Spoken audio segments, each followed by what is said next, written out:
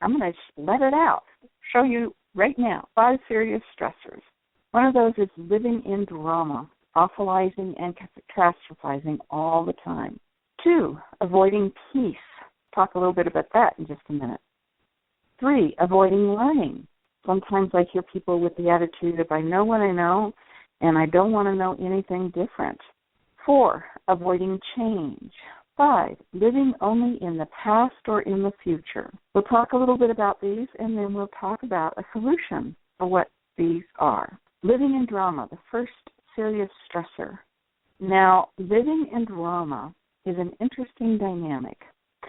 We are actually designed to live in drama, but only for short periods of time. We're designed to have a drama. Let us be aware of something, let us learn something we didn't understand before, and then we're designed to come out of drama. We're designed to come back into thriving. However, some of us get stuck in that on switch of drama and awfulizing and catastrophizing. I heard one time a person say to his little son who was suffering from a tremendous illness and had happened to injure his body. And the father was trying to comfort the son, but he kept saying, poor little guy can't catch a break. Poor little guy can't catch a break. Poor little guy can't catch a break. I heard that, and I listened to it, and I understood father's mindset. And he was trying to comfort his son. And what he was really doing was awfulizing and catastrophizing this young, courageous, brave young boy's life by saying, can't catch a break.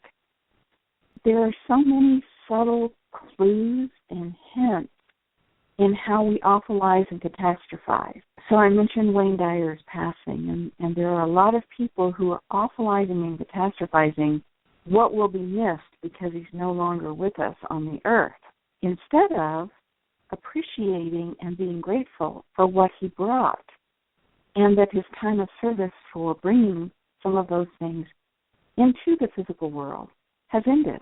There's sadness, I'm not denying that, but I'm talking about dramatizing it as if it's a personal loss and many people have not even met him. So we do dramatize things. We're taught how to do this on TV.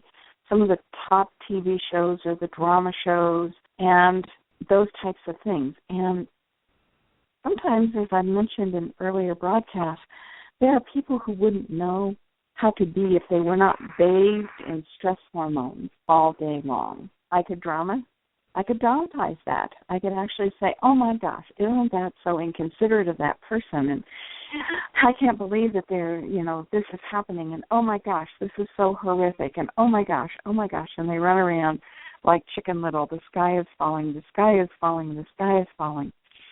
The dynamic is, there's life everywhere on the planet, and it's loud sometimes, and it's noisy, and it's messy, and it's chaotic. Now, I can either be drawn into that and be extremely stressed by it, or I can notice it and be aware of it and know that it will end soon. That's part of how you handle drama, is understanding the elements of drama. There's an earlier radio show from me on the elements of drama, and we won't go into that here. But if you're interested, and we'll talk a little bit more about drama and how you can eliminate some of the drama in your life, how you can manage those toxic Tammys that come into your workplace and just act as if it's the worst thing in the world to be at work. This coworker upset me, or this thing my boss asked me to do made me mad, those types of things. What can you do to manage those so that they don't manage you? Avoiding peace is the second of these skills. Now, this is interesting because we've talked about the sympathetic nervous system being fight, flight, or freeze. And we've also talked about the brain and some of its capacity, where the brain really does like to create change, and it also likes to create habit. It also has a part of the brain, the limbic system, that wants to feel good. It's like the Cyndi Lauper song, Girls Just Want to Have Fun. And then there's the reptilian brainstem that wants to make sure you're safe. So it keeps you hypervigilant and on red alert.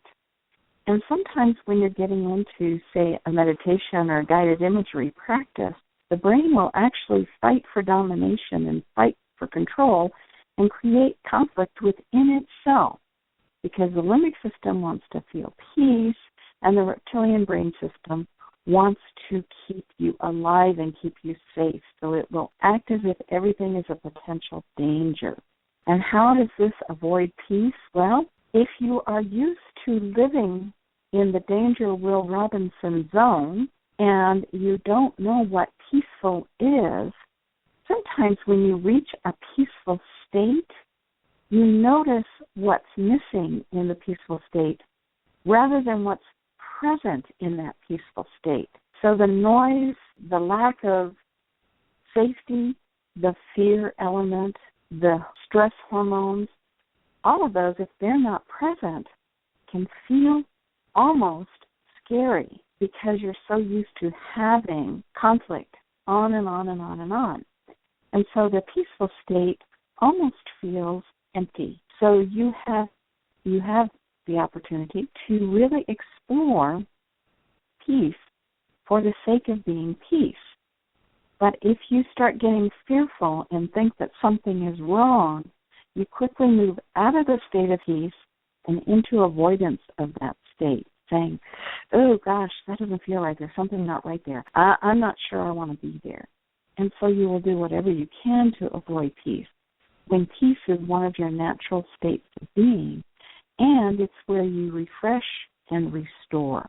Being peaceful, being mindful, being present moment are all very healthy states. So if you have attempted to be peaceful and scared yourself out of that peaceful state so that now you avoid peace, you are actually living in a very serious, stressful state, producing stress hormones nonstop. We were talking about the 5 serious stressors. Which ones are you doing? And again, some of these you may be doing at a subconscious or unconscious level. So that's why it's good to get very quiet sometimes and really be present to what's going on. The 3rd serious stressor, the first 2 was living in drama and avoiding peace. The 3rd is avoiding learning. I have met people throughout my lifetime that say, I know what I know, and I don't want to know anything different. My life is just fine as it is. And then they have health issues. So we were actually made to learn and grow. We were actually made to create new brain cells. The old the incorrect process of thinking about the brain was that we couldn't ever grow more brain cells. And we know now that that is false. And one of the ways that the brain loves to engage in life is to learn something new. I have a philosophy of learning something new every day. I'll either read a book, or I'll listen to informational shows, or I'll listen to other things that are happening so that I can grow a new brain. I don't want the same brain that I had last year or the year before, because for me that gets me into kind of living that Groundhog Day that Bill Murray made the movie about, where you get up and every morning it's the same old drudge. And I'm of a long time ago era where there was a Dunkin' Donuts, Fred the Dunkin' Donuts man, and he'd get up and he'd go, it's time to make the donuts. And every day was a repeat of the day before. For me, that's kind of boring, and it's really, really stressful. It's one of the more serious stressors you can do. If you avoid doing what your body and your mind and your soul and spirit is designed to do, you actually create huge amounts of stress. And you're designed to learn something new every day. You're designed to create a new brain and have new experiences. You're designed to feel good, and you're designed to feel bad. And you're designed to be fluid and flexible and move through various places and stages of being. That's how you're designed. And ignoring it, avoiding it, or trying to stay away from who you naturally are creates a huge amount of stress. The next thing is avoiding change. That's number 4 of your 5 serious stressors. You actually change every single day. You're not the same person. I was joking with someone at lunch the other day, and I said, well, this is the oldest I've ever been in my entire life. we laughed about it because it was somebody else's birthday, and we were saying, I wonder how old they are and those types of things. You don't live the same day. You're a different person every single day. And your body is actually designed to change. Your nervous system is designed to change. And yet it's designed to habituate, so it can be very energy efficient. However, when you try to keep things the same, you're reverting back to a place that no longer exists. Now, this is one of the harder concepts for people to grasp because societally and culturally, we're taught something different. See, there is no such thing as time, and there is no such thing as space. So if we keep trying to go back to a time and a space where we existed before, that takes a lot of energy because, first of all, it's no longer there. And second of all, we're not the same person that we were. And so going back to a time and space that doesn't exist stresses us out. We can't get people to be the same way they were a year ago.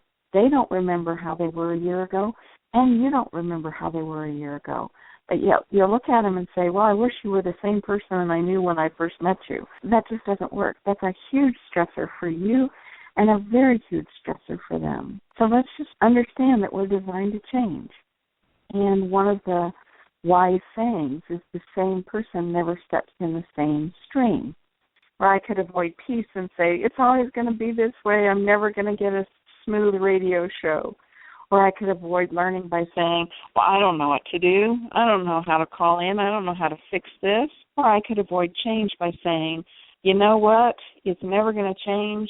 It's going to stay the same, and I'm stuck with it. And I might as well just be stuck with it. I don't like any of those. In a minute, we'll talk about what else is possible. The fifth serious stressor that you're doing is living only in the past or in the future.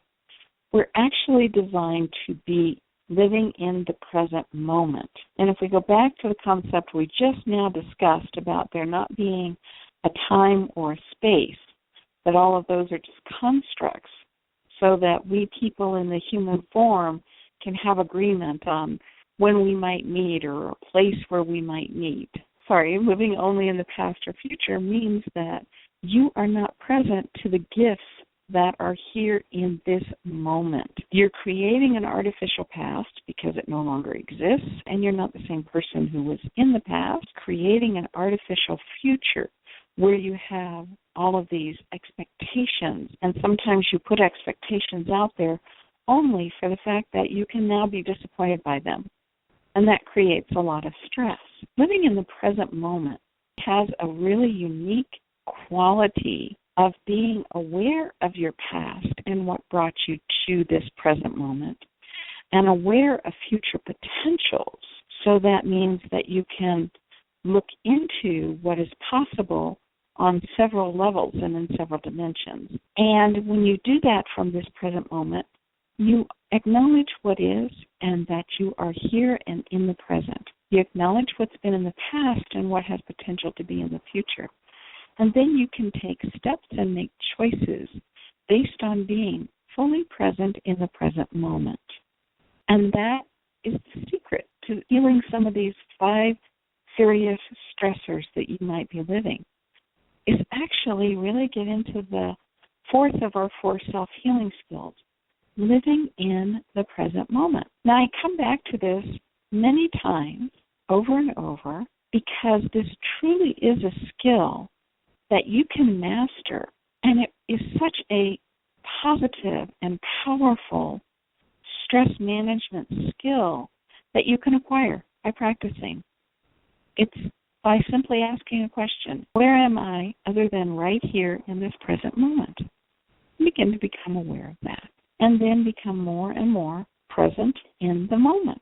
I'd like to mention to you that I have meditation, guided imagery CD series on Amazon. And I'd like to talk to you a little bit about what that is. You can go on Amazon. And today's show is based a little bit on CD number 2, The Mind-Body Connection. Although it's not described in those terms, the 5 serious stressors, really do relate to the mind-body connection. And there's a guided imagery that's specific to getting you in your body and in the present moment. If you're interested, you can go on Amazon and order those. If you would like to get a little bit of a special deal, you can order by sending an email to info@makingshiftshappen.com, and you buy 6 and you get the 7th free. You also save on shipping. So if you're interested in that bundle deal, just send me an email, info@makingshiftshappen.com, and I will make sure that you get the special that's advertised in this radio show. Now let's get into the quote that I had for today. I hope that everyone who is hearing this is having a really good day.